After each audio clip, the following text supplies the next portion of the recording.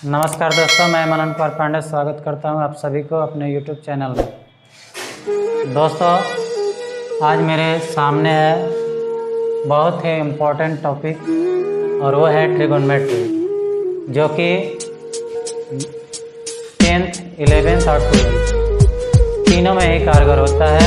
इसका इम्पोर्टेंस क्या है, तो इसके द्वारा हम किसी भी चीज़ के लेंथ को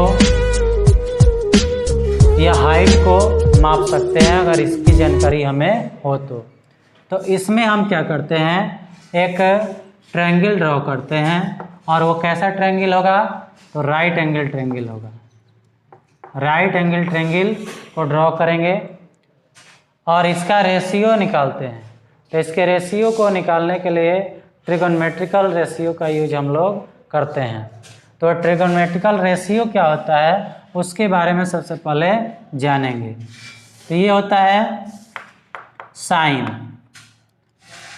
उसके बाद कोसाइन, उसके बाद टेंजेंट, उसके बाद इस सब का रेसिप्रोकल होता है। तो साइन का रेसिप्रोकल होता है कोसेकेंट, कोसाइन का होता है सेकेंट, टैन का होता है कोटेंजेंट,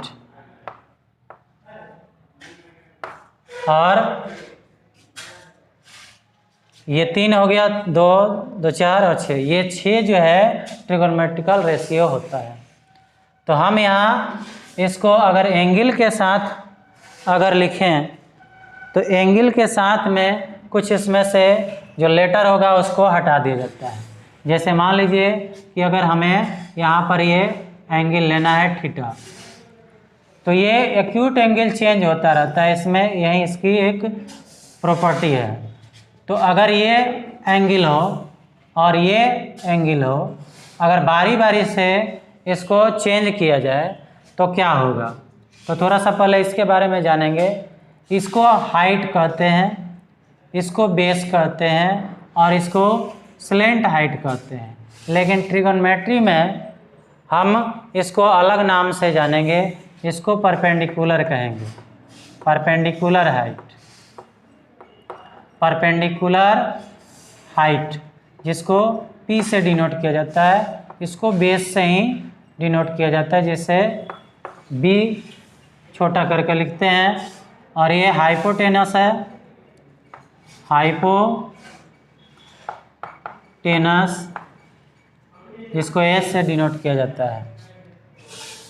अगर हम एंगल ये वाला लेते हैं C, तो परपेंडिकुलर ये होगा, और ये जो होगा, अब ये दोनों जो है चेंज होता है, बेस और परपेंडिकुलर हाइट जो है वो चेंज होता रहता है। जब एंगल ये लेंगे ए वाला, यानी ऊपर वाला, अगर आप डिनोट दूसरा से भी करते हैं तो दूसरा ही रखेंगे, तो इसके सामने ये BC पड़ेगा, तो यहाँ पर परपेंडिकुलर क्या हो जाएगा, तो BC हो जाएगा और AB जो होगा बेस हो जाएगा। लेकिन अगर ये वाला एंगल लेंगे C एंगल, तो यहाँ पर परपेंडिकुलर यानी इसके सामने AB है, तो AB इसका परपेंडिकुलर हाइट हो जाएगा और बेस ये होगा। हाइपोटेनस जो है अनचेंजेबल रहता है, ये चेंज नहीं होता है। तो अगर हम इसको एंगल के साथ लिखे साइन को, तो साइन जो भी एंगल हो यहाँ पर लिख देंगे और इसमें से ई जो है ख़त्म हो जाएगा। उसके बाद कोसाइन लिखना हो तो कॉस थीटा लिखेंगे। उसके बाद टैन थीटा, इसमें से कुछ लेटर जो है हट रहा है, ये इसका यही तरीका होता है लिखने का। उसके बाद कोसेकेंट को कोसेक थीटा, सेकेंड को सेक थीटा और कोटेंजेंट को कॉट थीटा लिखा जाता है। अब आते हैं इसके रेशियो पर। ट्रिगोनोमेट्रिकल रेशियो कैसे लिखेंगे, तो साइन थीटा का जो रेशियो होता है वो परपेंडिकुलर बाय हाइट होता है, यानी परपेंडिकुलर में हाइट से डिवाइड करते हैं। तो अगर ये परपेंडिकुलर P है तो P बाई, और ये H हो गया तो P बाई H हो गया। कॉस थीटा B/H होता है, यानी बेस और हाइपोटेनस का ये रेशियो होता है। और टैन जो होता है, टेंजेंट जो होता है वो परपेंडिकुलर और बेस का रेशियो होता है, यानी P/B होता है। कॉसेक जो होता है, अब इसी का रिवर्स कर देंगे, साइन का रिवर्स करेंगे यानी रेसिप्रोकल करेंगे, तो साइन का P/H है तो ये H/P हो जाएगा। और सेक जो होता है वो कॉस का होता है तो ये H/B हो जाएगा। और कॉट का क्या हो जाएगा, तो ये P/B का रिवर्स हो जाएगा, यानी B/P हो जाएगा। तो यहाँ जो है आपको ये बेसिक जो है रेशियो हुआ, इससे आप किसी भी साइड को प्राप्त कर सकते हैं इस थीटा के रिलेशन से।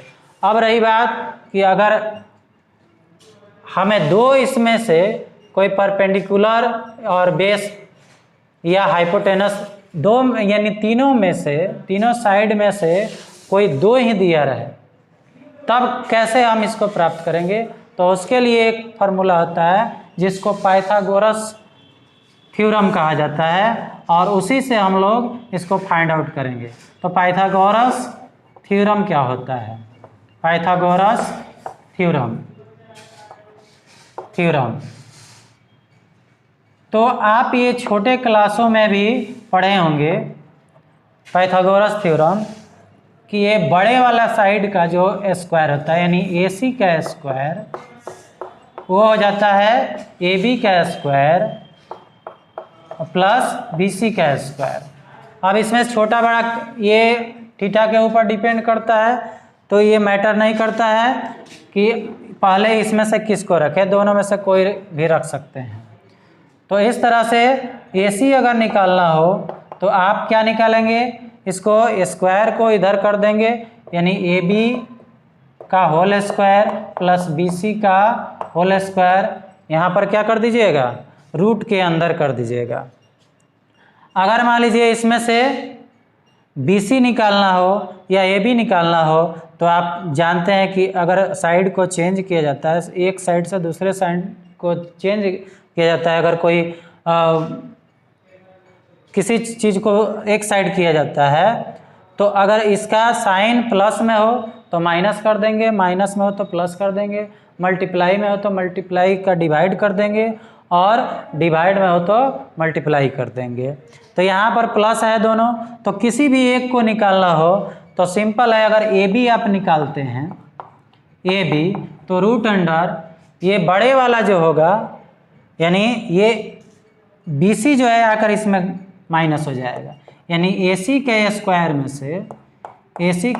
में से BC का स्क्वायर जो है माइनस हो जाएगा, AB निकल जाएगा। लेकिन वहीं अगर BC निकालना हो BC, तो रूट अंडर AC के स्क्वायर में से AB का स्क्वायर माइनस हो जाएगा।